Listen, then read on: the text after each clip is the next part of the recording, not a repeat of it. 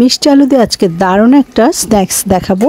আর এই জন্য আমি 2 কাপ বুটের ডাল 3-4 ঘন্টা ভিজিয়ে রেখেছিলাম আর এখন সিদ্ধ করতে দিয়েছি। একটা বড় সাইজের মিষ্টি আলু নিয়েছি এবং এটা কিন্তু আমি ভালো করে ছিলে নিয়েছি, অর্থাৎ উপরে খোসাগুলো ফেলে দিয়েছি।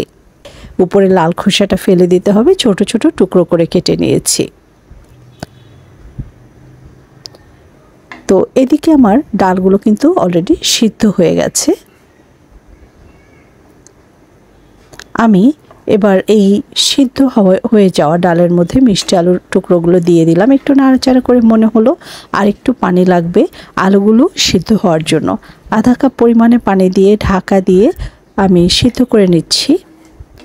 Hello viewers, welcome back to my YouTube channel. This is Seema from Seema's blog and cook.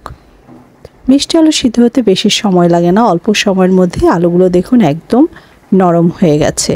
তো আমি বাকি যে পানিটা আছে এখন খোলা অবস্থাতে এটা টানিয়ে নিয়ে একেবারে ঠান্ডা করে নিয়েছি।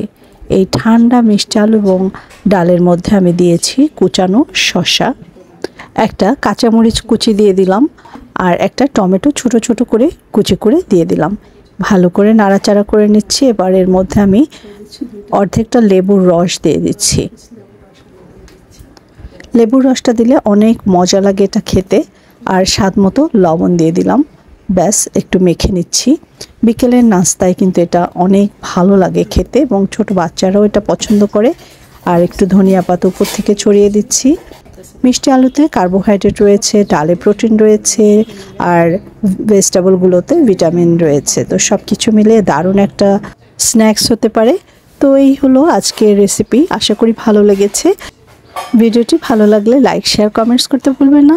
আজকে বিদায় নিচ্ছি। সবাই ভালো থাকবেন, সুস্থ থাকবেন। টাটা।